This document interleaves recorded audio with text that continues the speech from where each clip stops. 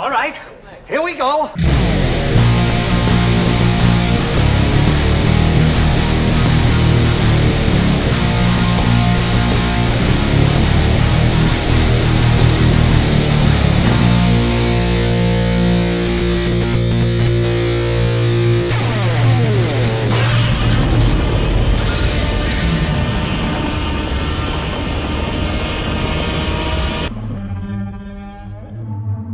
Black Adam, directed by Joan Collet-Serra, and after 50 long years, it's finally here. I mean, The Rock been cast as Black Adam since 2007, or I think it was 7 or 6, yeah, 7 or something like that. Like, so it's been a long time. It's been a long time since we've been hearing The Rock announcing that he's gonna play Black Adam, that the movie's gonna happen. Then for us, not gonna happen. Then it is gonna happen. Now it's finally here. Now this will be a spoiler review, of course. And I will say overall, the movie is good. The movie's entertaining. It's not great. It's not terrible. It's sort of like in the middle, I would say. It's an enjoyable movie. Now the story is that Kenda Interdeath Gang is basically, you know, taking control of the city, over oppressing the people, and this freedom fighter named Isis and her brother and another member is trying to, you know, find this crown of Sabak so they can, you know, help take the powers and basically free Kabar from Interdeath Gang. But on the way of doing that, there's a lot of mischief happens because Isis is being betrayed by one of her friends, and then they awaken Black Adam.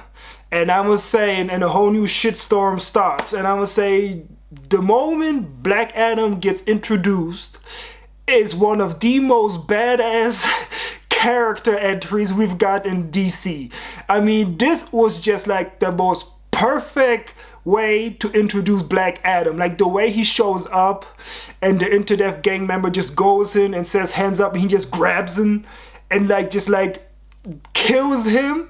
And I would say I'm really happy that it's a PG-13 movie, because this was a violent death. This was like Raiders of the Lost Ark face melting death. Like, I was so happy to see such a violent death in a PG-13 movie, because like that's how PG-13 used to be. We would see some violent fucked up shit, and the way he just grabs it and the lightning just melts this dude completely to ash and bone, and he just crushes it, and then he flies and takes out all the members. I was like, yes. As soon as I saw that, I was like, yes, this is how you introduce a character. This was epic. This was awesome. We get this great sequence with The Rock, you know, destroying all this military with, you know, the song Painted Black, which I feel like wasn't the best choice for a song, but it's alright. I mean, it's because of Black Adam, Painted Black. I get it what they're trying to do, but it was still a fun sequence to see. I really love The Rock as Black Adam. Is really great. I mean, it's really great. Yes, he doesn't have the hair like in comics or the pointy ears, but like, it's not that necessary. I mean, damn, not everybody is comic accurate. I mean, even in Marvel. The Rock as Black Adam is very great. He portrays him in a very funny way,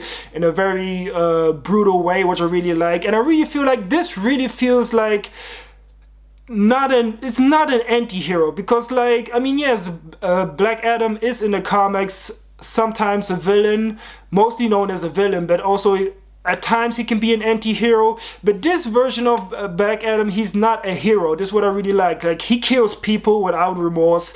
He just does whatever the hell he wants. He doesn't listen to people. It's just like, you can really tell he does villainy stuff. Sometimes there are a little bit hero moments that he does, but it's like slightest. But I feel like they do, you know, trying to foreshadow like, no, he is bad. He's not a sort of good guy. And now that Black Adam is back, you know, Amanda Waller sends the JSA after him. And I must say, Hawkman, played by Aldis Hodge, is really good. I really liked him as Hawkman. I like his also story arc in the show. It's like him being the leader, and I was really excited. I like the JSA in this movie. I like Pierce Brosnan as Dr. Fate, even though my kind of problem is like he keeps taking off his helmet, and as we know, like in the animated shows and in comics, like, you are not able to take off Dr. Fate's helmet just like that all the time. It's like, that was the big thing. Like, once you have it on, it's like almost impossible to get it off. That's why it's always that struggle of the character of Dr. Fate if he even wants to put on the helmet, because once he knows that he'd be trapped as Dr. Fate.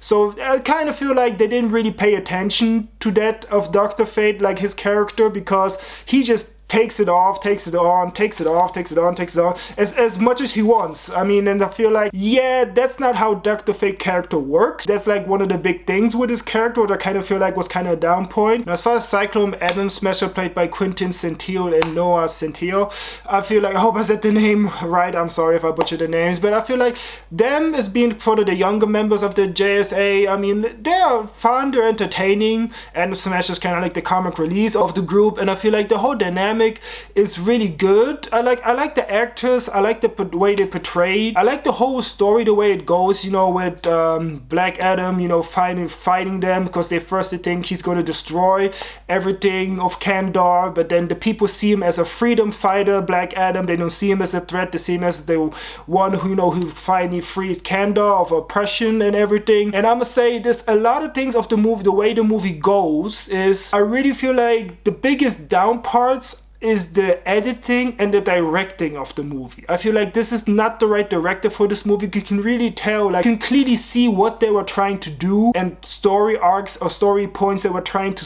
say and make, but it's like, it's not executed well. The execution doesn't always end up well. Like, Kandor's supposed to be like this oppressed city by Interdeath gang and, you know, and really horrified, but it really doesn't feel that way when you see it. It's just like, really just like maybe 10 people or something like that. So I kind of feel like, why don't just Kandor, like all of you, just like basically destroy them, you know? It's like Enter Gang doesn't feel like a really threat, to be honest. And it wasn't until like a little bit later when you see a little bit few members, but you really don't feel like, you know, like Kandor's really being oppressed or really like, and you know, really like destroyed or something like that. Like this message that they're trying to say. Because like also there's this message that they're trying to say, like, you know, oh, where have the JSA been when we have been in troubles and all this long? But it's like, y'all don't really seem like that much in trouble, to be honest. And the editing at times is really bad. Like, it doesn't let the focus. I think sometimes the movie cuts too fast from moments away. It doesn't let moments sit.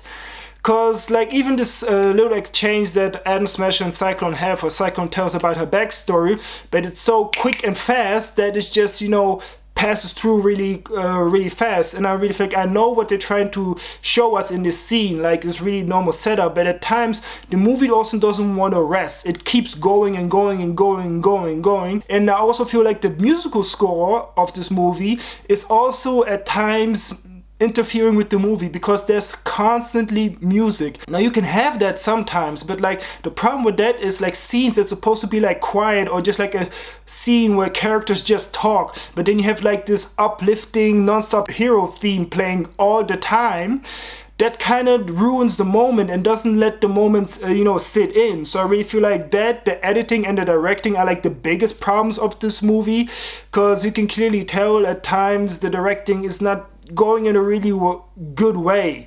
Like, it's a sort of messy story the way they telling it. And when it comes to the comedy in this movie, it's like, yeah, some jokes are good, some not always. Also, there's this kid character who I feel like gets way too much attention, because like the character Isis, she has a son, and I feel like everything with her, I really feel like could have been downgraded way more, because the kid in the movie is it's an annoying character.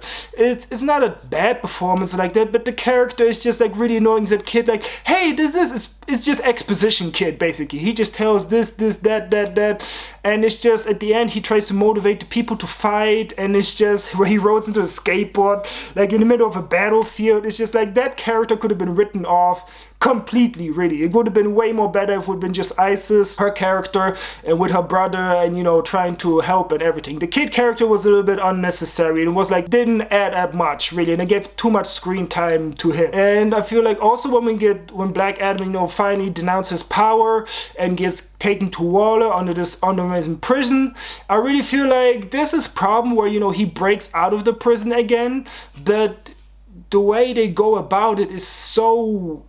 They try to make like this big uplifting moment where he yells Shazam again, but first he goes like underwater and it's like almost dead. It's like, why don't he just, as soon as he takes the mouth off, just say Shazam and boom, you're there? But they're trying to make it this big moment. It's just like, no, that's not necessary. Just say Shazam and go into battle, you know? It's not necessary to have this build up for no reason, you know. It's just like this dude wants to be Black Adam all the time, so for him, like, and trying to make like this big struggle, he's breaking out, is like, no, just take the thing out of your mouth and just say Shazam, boom, and you're out of there basically. And then when we get Sabak, when we get to the villain of this movie, you know, he's the long descendant of this evil king that The Rock back in the day used to fight, and we get some backstory with him, you know, living in Kendar back in the basically ancient times, which I feel like it was interesting, was cool, was not bad. I mean, it was enjoyable. It would have been cool to see maybe a little bit more, or a little bit of the fight they would say they always had.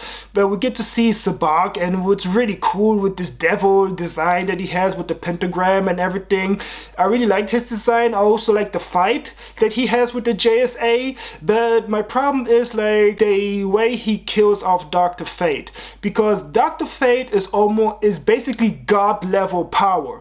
But the way he's portrayed in this movie is like he barely has any power at all. He only has this one move where he basically clones himself and grabs a hold of people. Like, this is like, they don't understand. This is Dr. Fate. Do you know how powerful this motherfucker is? This is a God level almost character.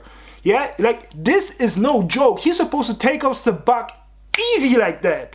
But of course, no, and Pierce Brosnan dies, this character, and it's just like, yeah, the way they showed Dr. Fate, it was not the best way. Like, they really powered him down for this movie, basically. But we do get a cool death scene with The Rock where he rips open Sabak into a half, where I just like, okay, you got me, I'm back, I'm back. That moment I really love. Like I said, the action sequences are actually really good. It's like, when a movie doesn't have actions, like the more expositional moments, at times, when it's not with the JSA and just with The Rock and Isis and her brother, it's like, it's hit and miss, really, to be honest. Not always that much chemistry.